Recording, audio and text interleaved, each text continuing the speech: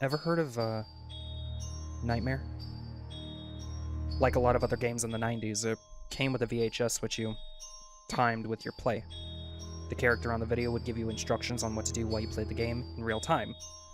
Being a scaredy cat, I refused to play it when my mom bought it for us. My brother was disappointed about not being able to play Nightmare, but my mom had a solution. She brought out Rap Rat. It was a cheap, dingy little thing catered to kids my age. You went around the board collecting cheese, and the first player to reach the end would win. It seemed simple enough, and since it reminded us of Mousetrap, which we didn't have, there were no objections. We popped the movie into the VHS and set up the board. The first part of the video was just a simple explanation of the rules, as well as instructions on how the game worked. Then, Rap Rat came onto the TV. He was not what any of us had been expecting. My smaller brother, who was only 3 at the time, immediately left the room crying. And the rat didn't even resemble a rat. The ears were far too big. It had a mouth lined with 2 teeth, and the inside of the mouth looked almost swollen. The most striking part about the thing, though, was the eyes. They were large, glassy, fish-like. I asked, then bothered. Then I begged my mom to turn it off. Rap Rat suddenly shouted, screaming and wailing, saying, "Wait your turn!" in a demonic, low-pitched voice that was not at all like his normal, obnoxious, nasally voice. In the background, I could hear the narrator saying, "He's Rap Rat. He's the boss." Over and over and over again, in an overly serious tone. The video was indescribable. Images crossed the screen in quick succession, overcut with Rap Rat's expressionless eyes. The images were some of the things that I was afraid of at the time.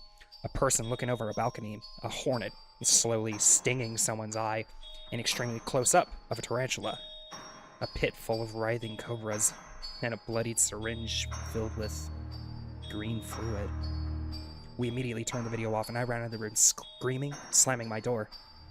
It took my mom 20 minutes to convince me that the video was gone, that I would never, ever see it again.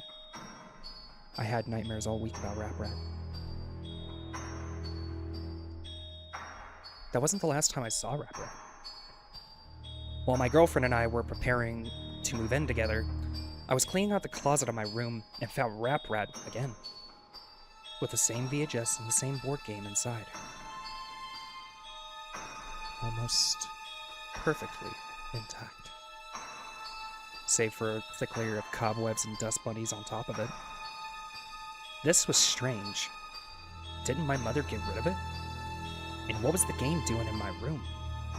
I let out a bit of a gasp when I found it, and my girlfriend came into the room asking what was the matter. Breathing harshly, I said, "Rap Rat." She laughed a bit, asking if I was joking. I shook my head, explaining that I wasn't. She didn't believe me. And nobody did. And I decided that the only way to prove it to her was to show her the video. I borrowed my neighbor's VHS and played the video for her. However, the images had changed. I saw a clown, its nose bursting and spraying blood onto the screen. I saw a woman alone in a dark room. I saw a man being forced to pick up a white-hot metal and hold it in his outstretched hand, turning his hand into a leathery mess. The scrouching I heard as a child continued, picking up louder and louder, and then Rap Rat showing up again and twisting and convulsing, its arms thrusting this way and that. The costume wasn't even a costume anymore. The felt was real fur. Its face wasn't plastic anymore, but instead a bristle of thorns with teeth. The eyes turned inwards and suddenly popped out again. Rap Rat's huge fish eyes were inside out, staring at me, watching my every move, my every expression. It grinned widely and gestured at my girlfriend and I with a single outstretched, inhuman hand. And I could hear the faintest scratching at my front door. The TV went blank, showed static. The scratching got louder.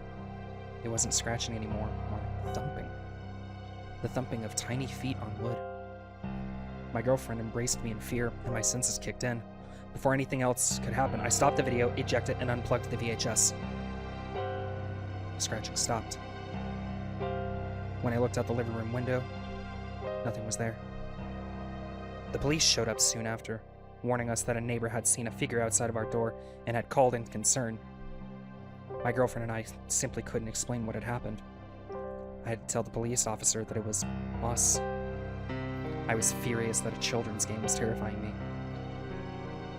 And I went to pick up the tape, but the VHS burned my hand. It felt like I had touched a Bunsen burner on the highest setting. We had to get the oven mitts from the kitchen in order to take it out. And even then, it was scorching hot. I brought it outside, tossed it down on the sidewalk, and crushed it with my winter boots. My girlfriend and I had nightmares every night. We would both wake up in the middle of the night and describe eerily similar images that we saw in our sleep. The scratching would always be there at night, when lights were off and the room was pitch black, save for the moonlight coming in the window. Now the scratching would happen every time I went near the front door, and every time we said Rap Brett's name. It sounded as if something very small was dragging something across the ground outside the door. Pacing. Waiting. I would simply wait with the covers pulled up to my neck until I succumbed to exhaustion. At this point, I was determined to sue the company for damages. The first thing I did was call my mother and ask where she got Rap Rat. She had no idea. I found a merchant who sold versions of Rap Rat and asked how I could get in touch with the company. He sent me this email.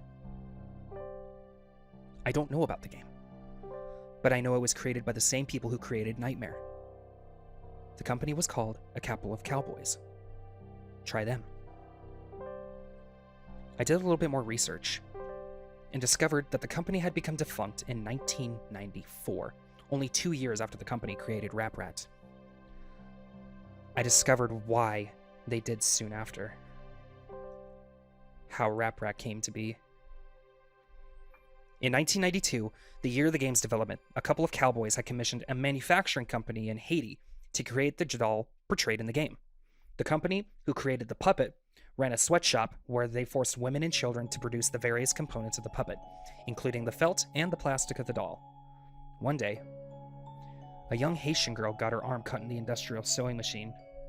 The spring loader, unable to handle the weight of the machine, came loose and struck the child's neck, killing her instantly. A few days after the funeral, the mother of the child came to the factory demanding to see the owner, who denied that he had anything to do with it.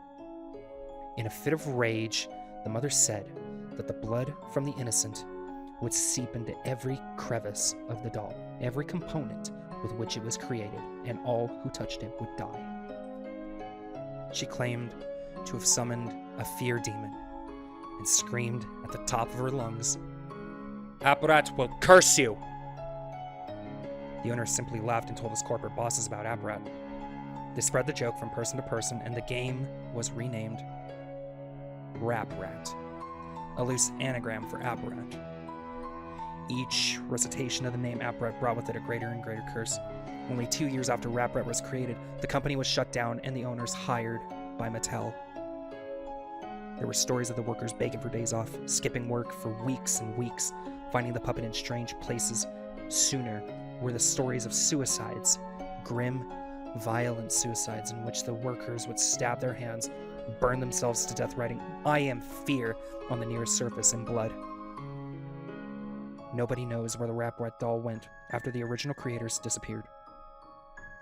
Some say that the last things the victims saw before they went insane were large, sunken, fish-like eyes. Words of warning. Never, ever say Apparat out loud. Saying a demon's name out loud is an invitation to them, a calling. If you have already done this, you can't be undone. Don't try to speak or contact Apparat. Avoid being awake between 3 and 4 a.m. when Rap Rat is most likely to try to scare you. The VHS is back, I thought I stomped on it and smashed it to Kingdom Come, but it's back. I found it in my sock drawer yesterday. This time, I was ready. A whole bunch of people who have been contacting me, trying to get the tape, or some sort of video from the board game. My answer to you is that it's just too dangerous. If I did that, I could very well drive you insane, scare you to death. The video, the game, and Rap Rat itself has some sort of strange power. Rap Rat follows me everywhere I go. I see little shadows in the corner or hear sounds coming from down the hallway when I'm the only one home. If Rap Rat is there, it will let you know. But it will never let you see it. Until it's too late, of course. A lot of people have been watching the normal video from the normal board game. And that's the thing. Rap Rat can be normal. It'll trick you into thinking it's just a puppet. And then stalk you day and